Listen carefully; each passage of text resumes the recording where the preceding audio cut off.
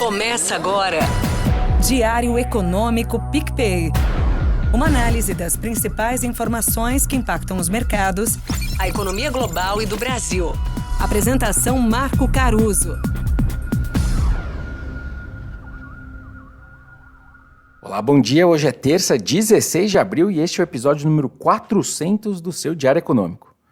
Turma, já são 18 mil seguidores nossos nas plataformas, mas já com mais de 50 mil reproduções por mês aqui do nosso diário. Ou seja, graças às indicações que vocês têm feito para os seus amigos, familiares ou para a sogra também, para quem não virou nosso fã ainda. De forma orgânica, né, como diz o pessoal do marketing, sem pagar por exposição, só com o engajamento de vocês de forma genuína. Então, meu muito obrigado para quem está aí do outro lado me ouvindo e para quem está aqui do meu lado também ajudando a colocar conteúdo todo dia no ar. Antes de ir para o que interessa mesmo, eu quero só te perguntar uma coisa. A gente lançou o diário lá em agosto de 2022, mas desde quando você está aqui me ouvindo? Comenta aqui embaixo, eu estou curioso. Bom, semaninha começou complicada, como vocês devem imaginar, né?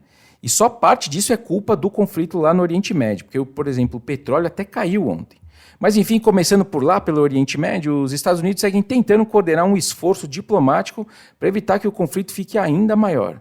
Mas os sinais que vêm do Gabinete de Guerra de Israel não vão nesse sentido. Um oficial, inclusive, ali de Israel, disse que qualquer resposta deles teria mais impacto se fosse feito próximo no tempo, né, ao ataque iraniano, ou seja, iminentemente.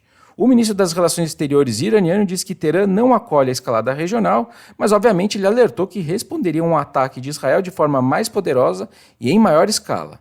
Eu não acho razoável ter nenhuma opinião forte sobre para que lado vai a guerra, se vai ter ou não vai ter, como muita gente está tentando fazer. Quando envolve política, religião, ficar tentando usar a razão não serve de muita coisa não. Outro capítulo também que machucou os mercados é essa continuidade do excepcionalismo americano. As vendas no varejo lá nos Estados Unidos aumentaram mais do que o previsto em março, na segunda-feira, e acabaram empurrando as expectativas de cortes de juros do Fed ainda mais para frente.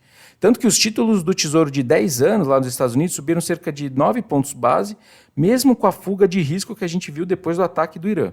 Ou seja, o mercado não conseguiu nem se proteger na renda fixa americana de tudo que está acontecendo lá no Oriente Médio.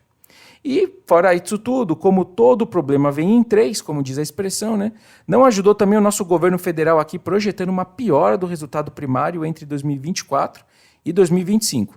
Ano que vem eles mudaram para 0% de fato a meta, com aquele intervalo de mais ou menos 0,25% do PIB. E para ficar só com dois desafios nesses números, os especialistas em contas públicas levantaram as seguintes questões.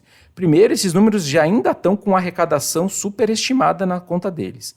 E segundo, que como o governo pode abater dessa conta até 0,3% de precatórios, então no pior dos cenários, mesmo se o governo fizer um déficit no ano que vem de 0,55% do PIB, ele, em teoria, teria, entre aspas, batido a meta, né? Que eu estou falando da banda mais esse abatimento de precatórios. Então dá para se imaginar que o esforço pelo ajuste fiscal não vai ser dos maiores, né?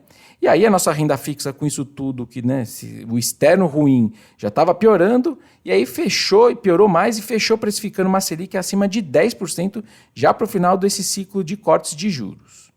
Agora, na virada de ontem para hoje, a gente também teve novidades que não são das melhores. Primeiro, a gente viu o BC chinês deixando o Yuan, moeda deles, desvalorizar de novo e com uma flexibilidade maior. Eles vão deixando, então, a moeda se ajustar a esse mundo de dólar forte, mas a própria instabilidade do Yuan também retroalimenta a fraqueza das outras moedas. E depois a gente também viu um conjunto de dados de atividade que foi complicado lá. Primeiro porque o crescimento do PIB foi mais forte, legal, mas os números mensais de março, tanto da produção industrial quanto das vendas no varejo, foram realmente fracas versus as expectativas. E as vendas de casa nova também afundaram mais de 30% ano contra ano.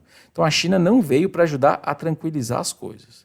Para terminar agora, eu te convido para ouvir o nosso último relatório mensal, o Economês, que vai ao ar ainda hoje, no fim dessa tarde, às 17 horas. E para quem ainda prefere ler o relatório em vez de me ouvir falando, eu vou disponibilizar ele no meu LinkedIn também logo depois das 17 horas.